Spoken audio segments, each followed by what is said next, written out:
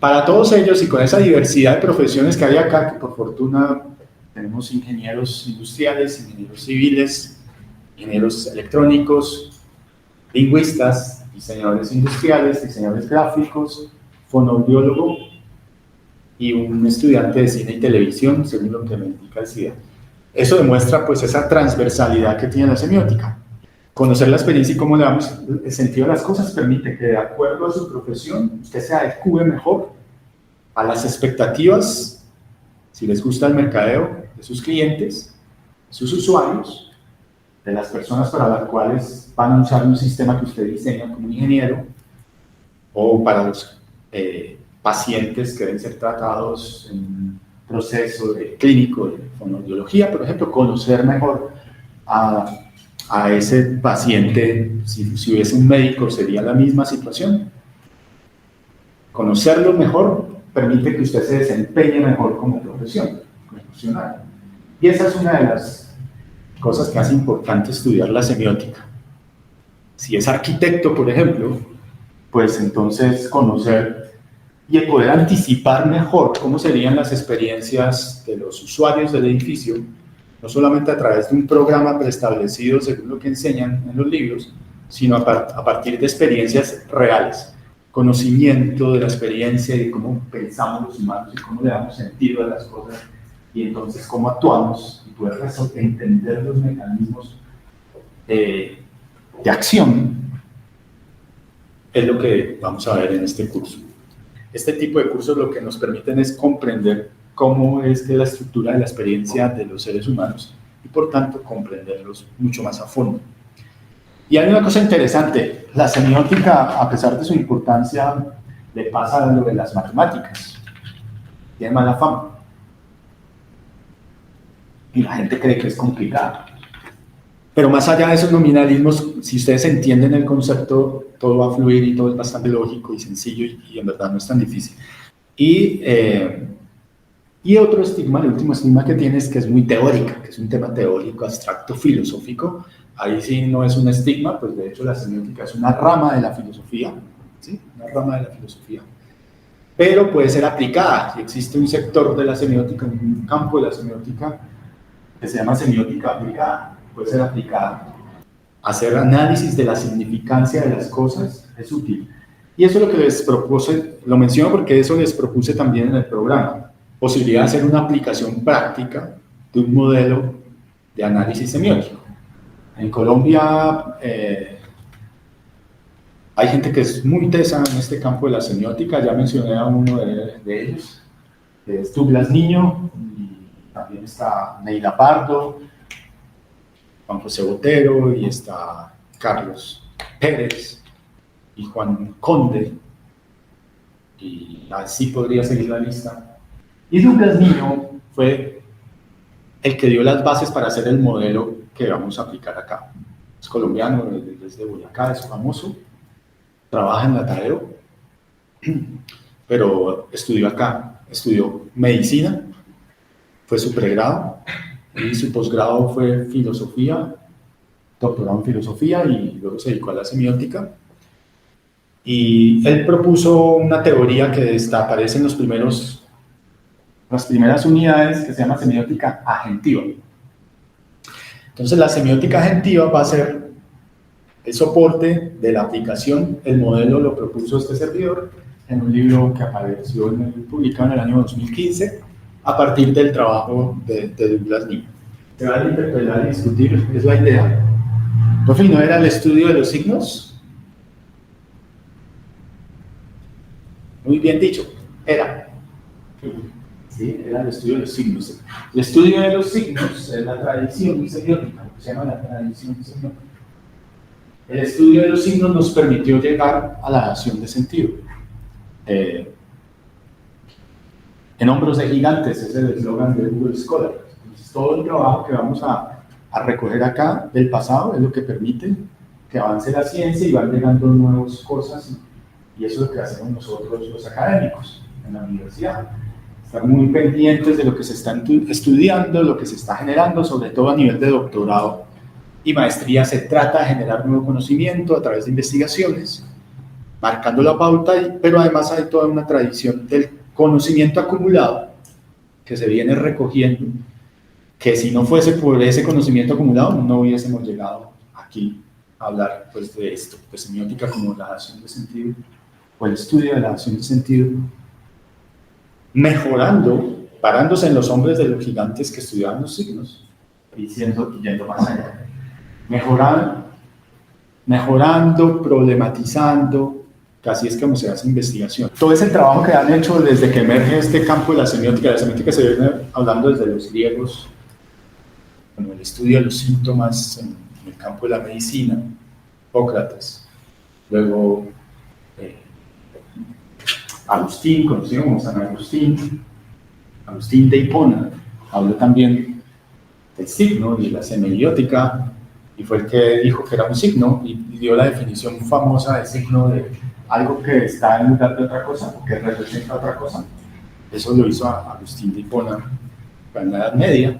Y luego ya llegan dos semióticos contemporáneos ellos, que vivieron en la misma época pero no se conocieron.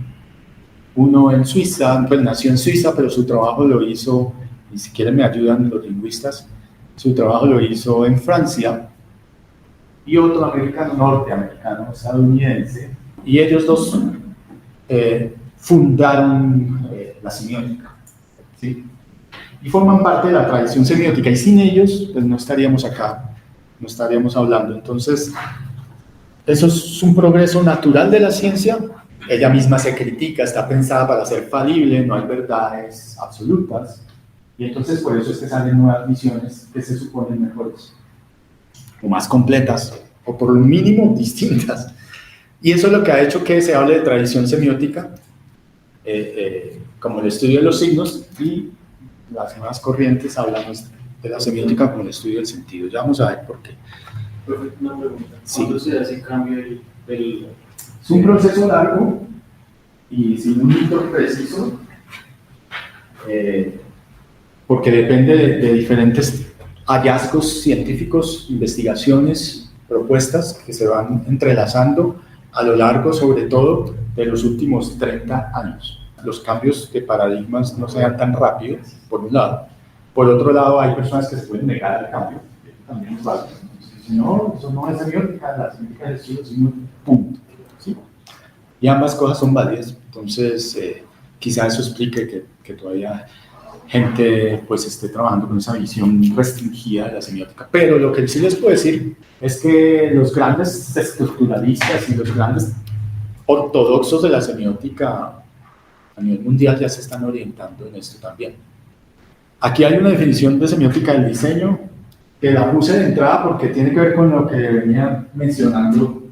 Diseñadores en el sentido más amplio de la palabra, diseñadores arquitectos, diseñadores industriales, gráficos, ingenieros, porque señalan muy bien varias cosas. En la semiótica del diseño anterior se estudiaban las cosas y los artefactos. En cambio ahora se estudian a los usuarios y diseñadores en relación con los artefactos que pasan a ser simplemente mediadores. Y no son el foco del estudio semiótico, sino una mediación entre la pregunta que hacía la semiótica, cómo se procesa, cómo se da sentido a través de los artefactos.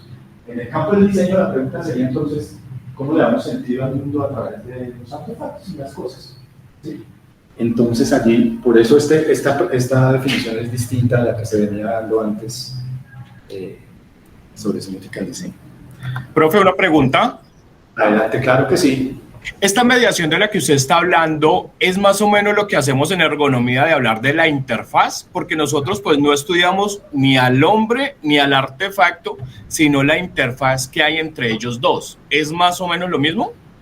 Sí, la interfaz forma parte como el elemento donde se intercambia y se obtiene el sentido. Esa interfaz forma parte del artefacto global y de la relación global. Ahora, de lo que se habla aquí, cuando hagamos cognición extendida, es que no hay necesidad de marcar tanto esos límites, y si se hace, se marcarían de forma metodológica nada más, siempre teniendo en cuenta que un proceso cognitivo ocurre de manera integrada con las cosas y las personas. Entonces, las cosas como en su totalidad, y vamos a ver que las cosas además forman parte de nuestra integralidad, pero también nuestro cuerpo en su integralidad. Entonces, todo eso forma un sistema complejo, donde de pronto uno puede separar o deducir una de sus partes, que es la interfaz, punto de contacto, y analizarlo a mayor profundidad, más que, por ejemplo, los mecanismos de ingeniería, lo que está detrás de la interfaz, lo que sostiene la interfaz.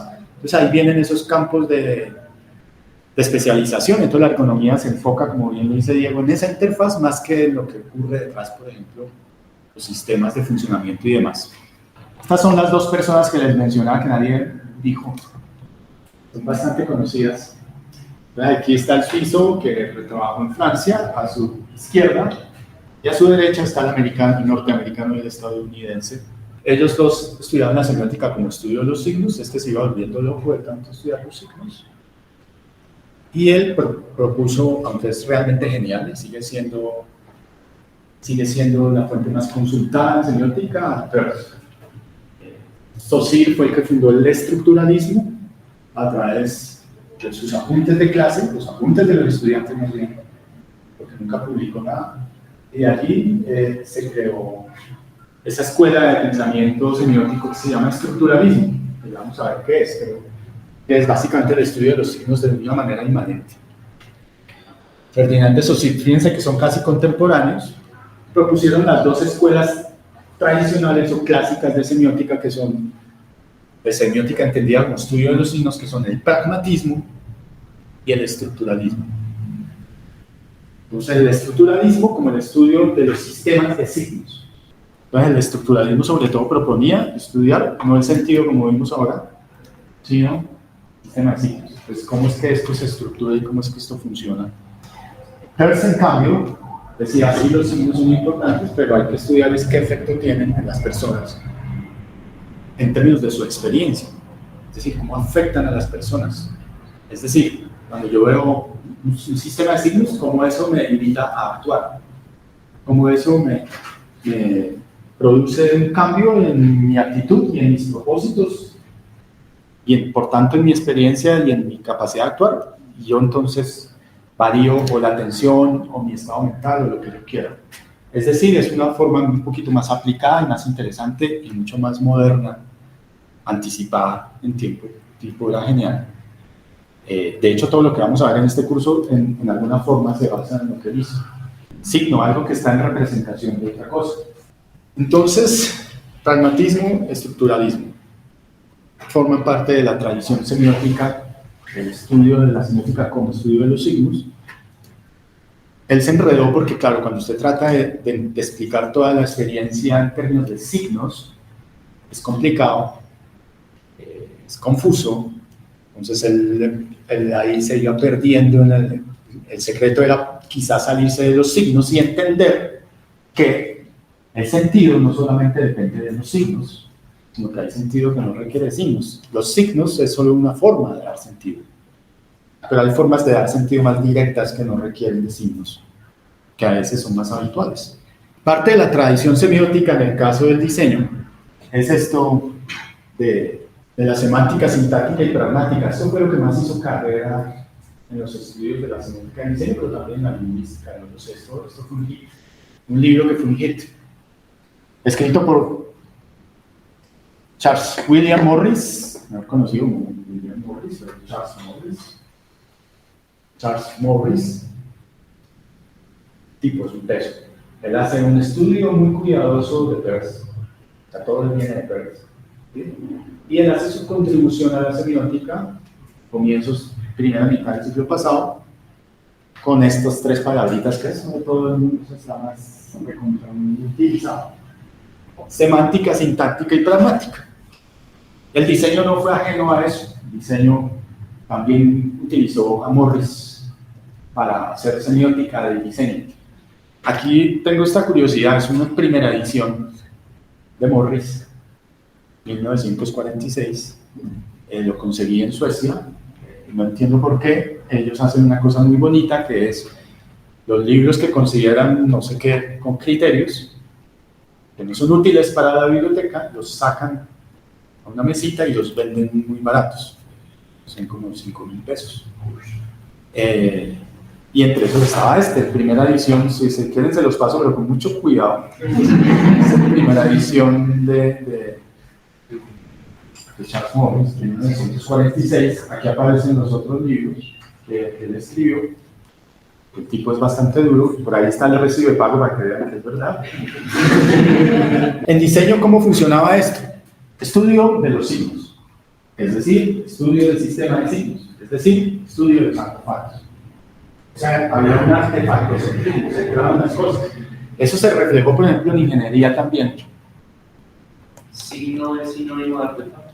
Es una excelente pregunta, porque el artefacto, el signo es un tipo de artefacto. El signo es una invención humana. Entonces, el signo es un artefacto humano. Entonces, es un tipo de artefacto. ¿Cuál es tu nombre? Sebastián. El signo sería un tipo de artefacto en ese caso. En ingeniería esto lleva, por ejemplo, a estudiar, si es ingeniería del transporte, a estudiar es el sistema de transporte. Todavía pasa. Se olvidan de los seres humanos. Cómo movemos gente de A a B y cómo lo hacemos de la manera más adecuada posible. Y se centran en el sistema y en el sistema, y si funciona el sistema, funciona en la realidad. Y eso eran los análisis semióticos clásicos, esto viene de Morris. El tema es que eso tenía varios problemas, ¿vale? Esos problemas están bien explicados acá, en este libro 2015, Semiótica del Diseño con Enfoque Agentivo, explican detalle esos problemas, aquí los vamos a ver rápido.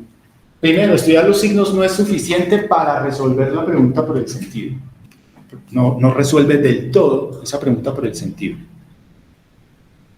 Se limita a explicar el sistema de signos, entiendas el sistema de signos de manera amplia, como cualquier artefacto, sobre todo artefacto en condiciones de representación, es decir, las cualidades representacionales, o sea que muchas semióticas se centraba solamente en qué representa, o sea, los signos en su sentido estricto de la representación. Lo que vamos a ir viendo a medida que avance el curso es que la dación de sentidos no solo depende de signos, ya lo puse yo aquí en la mesa al comienzo, ¿no? Decíamos, por ejemplo, toda la categorización conceptual que hacen los bebés preverbales, no están usando signos necesariamente.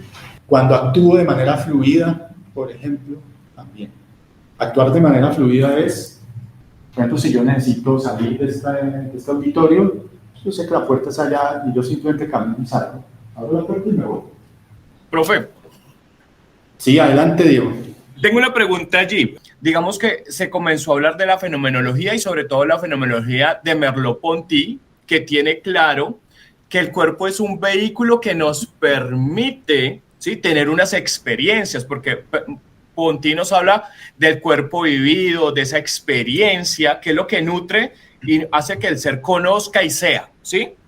Pero también hablamos de las representaciones, pero las representaciones no van de la mano con esa fenomenología. Entonces, ¿tiene que ver mismo con esas representaciones sociales o eso es algo totalmente distinto? El concepto de representación puede ser confuso y problemático cuando se usa en diferentes áreas. O sea, hay como un sobreuso del concepto de representación. Aquí lo vamos a ver, por supuesto, con detalle, que es básico y central para la semiótica, la representación. De hecho, hoy vamos a hablar un poquito de eso. Y en relación a la fenomenología, pues es central. O sea, la fenomenología, como parte de sus estudios, también tenía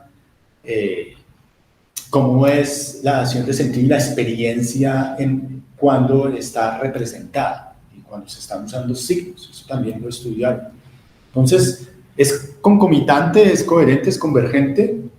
Todos los capítulos de este curso, todas las unidades están basadas, detrás de eso está la fenomenología, precisamente de Merleau-Ponty, que menciona Diego, y de Husserl, de Edmund Husserl, el alemán, pero también del pragmatismo de Peirce. Si eso es mirar autores clásicos, esos tres fundamentan todas las tesis que vamos a ver de aquí en adelante, más unos más contemporáneos como Gallagher, que fue el que hizo que Miguel mencionara fenomenología, gracias a Gallagher, que está muy basado en Husserl y Merleau-Ponty. O sea que sí hay relación en todo eso. Por ejemplo, Göran Sonesson ha escrito mucho sobre la iconicidad desde un punto de vista fenomenológico. Göran Sonesson, O sea que eso es compatible, forma parte, porque nuestra experiencia humana también está conformada por signos. O sea, eso no lo puede. Hay una directa y hay otra que la llamamos enacción, y hay otra que es mediada por signos que la llamamos representación. Y ambas conforman la experiencia humana.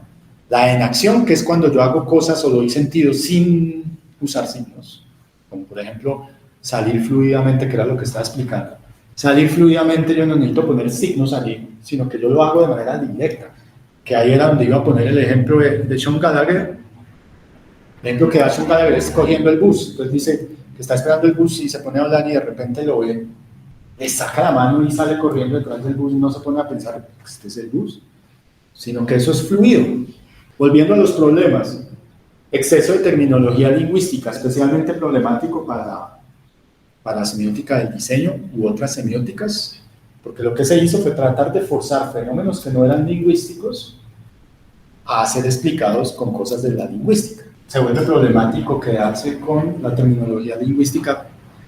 Perdón, los lingüistas, no es que eso sea malo, sino que no se puede explicar todo a partir de términos técnicos de la lengua. Eso fue lo que sí. Yo estudié semiótica hace unos años, la profesora era, yo me acuerdo que en su momento nosotros vimos a Roland Barthes y Foucault, ellos entran dentro de esta teoría. Aunque eran bastante revolucionarios, sí tenían más el pie en el estructuralismo clásico tradicional. Eso fue lo que genera el giro cognitivo, o sea, problematizan ese tema, esas limitaciones, solo mencioné algunas, hay muchas más. Problematizan esas limitaciones y empiezan a decir, bueno, eso no es así. Si vamos a responder la pregunta por los sentidos, lo que tenemos por el sentido, tenemos que pasar del sistema de signos a lo cognitivo. Y entra la moda de lo cognitivo, estamos hablando de mediados del siglo pasado, en una franja muy larga, Pablo, es difícil de citar, es una interrelación de varios autores, unos más que anticiparon mejor, más adelantados a su época, como Peirce, otros más recientes. Peirce estaba súper adelantado, pero él escribió muy desordenadamente muchísimas cosas distintas.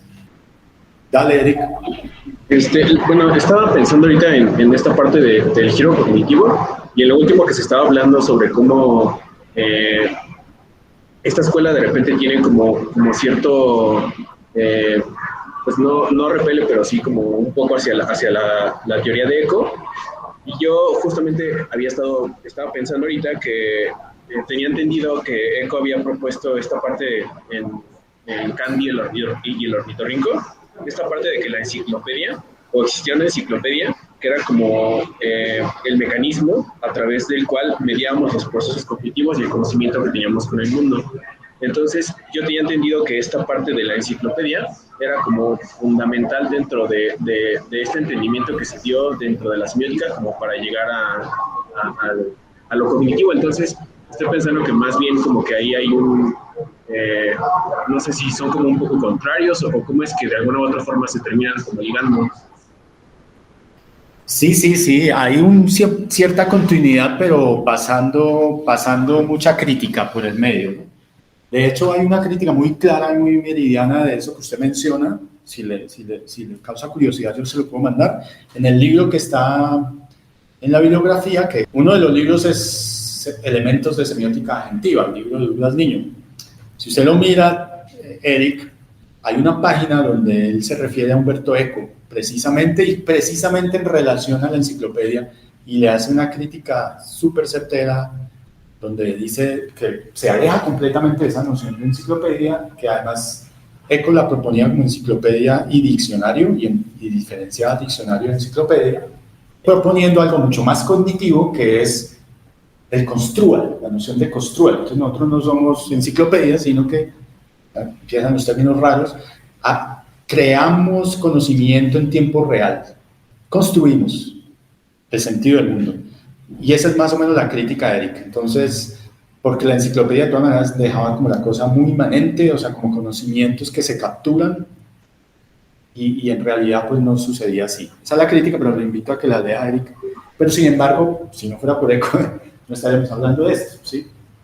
Entonces, del sistema de signos a lo cognitivo, mediados del siglo pasado, se acaban de inventar el chips, las computadoras estaban de moda. lo cognitivo, la ciencia de la psicología, sobre todo desde un punto de vista positivista y conductual, estaba de moda. Y ahí es donde empieza a aparecer esa noción de lo cognitivo. Y ahora mezclen ustedes esa situación histórica. Hay más estudios del cerebro, está el positivismo conductual en boga, está las computadoras muy de moda.